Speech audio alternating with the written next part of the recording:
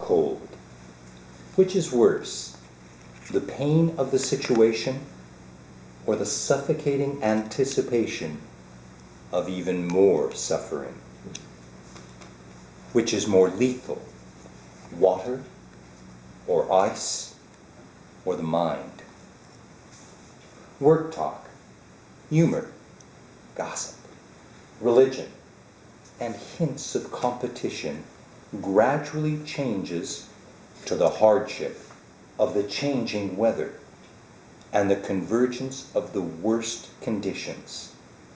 First, the physical trials, then the mental test. As the realization of the situation and its causes seeps into the minds of each of the characters, the reader is chilled slowly and inexorably. Despair moves in much the same way.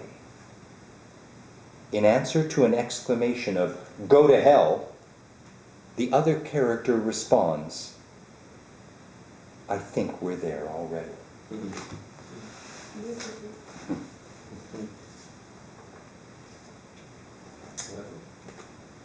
Yeah. I guess so, huh?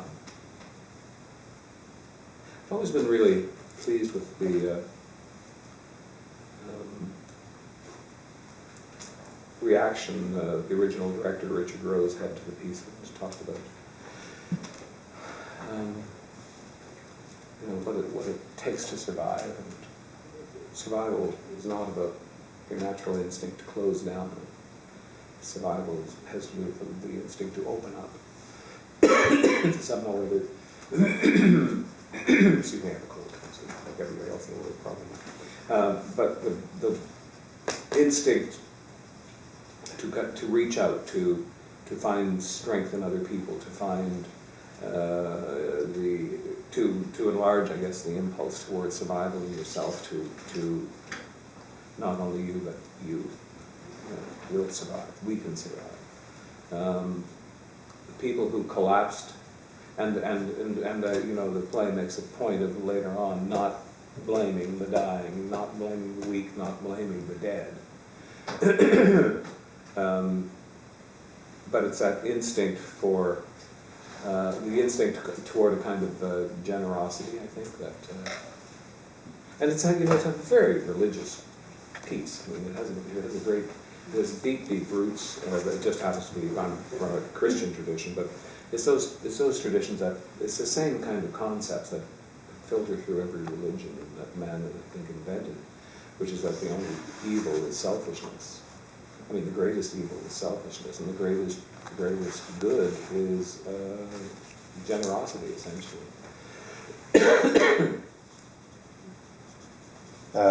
It's interesting that I mean, we never tell them what to think as they're reading it, but when I read it, as a religious studies scholar... Oh, of course, I forgot that. You see, the very first time we met, I showed them an excerpt from a film about miracles. And the reason I did that is because in my mind, Mr. Stetson, you have in effect authored what's called a miracle play. Oh, interesting. In the Middle Ages, there were three primary forms of drama. In vulgar dramatization, vulgar in the sense of the language of the people, as in the Latin Vulgate, because Latin was the language of the people when it was made. Well, there was the mystery play, there was the morality play, and the miracle play. And in the miracle play, we're thinking, well, it's all miracles that's happening here. What a miracle play in the Middle Ages was about was the life, the hardship, the sufferings, and the martyrdom of the principal character. And at the end, there's a deus ex machina, like the Virgin Mary. Divine intervention comes in, not unlike what happens at the end of yours. But it is, keeping in mind this is in the language of the people, popular drama. Most of the people in the Middle Ages don't read, but they can certainly relate to hardships, suffering, martyrdom, death, and keeping in mind that the life expectancy didn't extend much beyond the 30s. And I see you as having composed a miracle play cast in early 20th century Newfoundland. How would you respond to that? I would agree. Yeah, that there's certainly those elements. It's been a long time since I had considered the mystery morality and miracle plays, and some English 100 a long time ago. But you're right. There's definitely that drive to really to make sense of very hard and harsh reality and expand into something that's greater and offers a certain kind of offers two things, I think. Offers comfort and hope, and I think this is the best of what's on offer for humanity. Eventually, when you come right down to it, I think that's if those two elements are functioning in your life, you're having a fairly good life. So I think, yes, in terms of miracle play, it's also, and it is certainly I don't know if it's a theme. Motif may be a better word, but my first play, Warm Wind in China, has that same feeling too. It has that same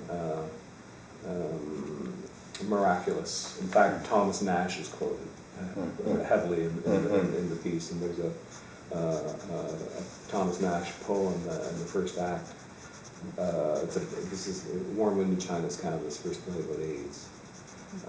In 1989 it premiered, and the first act is it's set in Nova Scotia on a beach.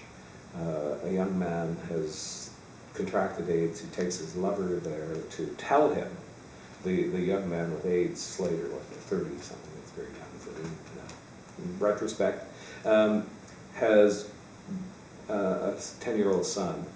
He takes his lover, Davis, who's a bit flighty, to the beach and buries him, binds and buries him in the sand, with the tide coming in, to extract several promises from him. One is that he'll prevent the 10-year-old boy will never be taken by the grandparents back to Prince Edward Island. Because of incidents, what happened to Slater as a young man, as essentially a gay teenager in PEI within the family. And Slater's now, he's gone to a degree. His judgment is not the best. He's overreactive, clearly. And he extracts the promises he wants. But then the play does open up, and it becomes these miraculous elements start to appear, and it is that. So this is really good information for me. And the miracle play, particularly, developed out of the liturgy. How could they make the liturgy more accessible to the common people? At times in reading the Harps of God, and I normally don't allow myself to speak like this, but as a religious studies scholar, I'll do it here. There is something quite liturgical about this, and even Eucharistic, particularly when the seal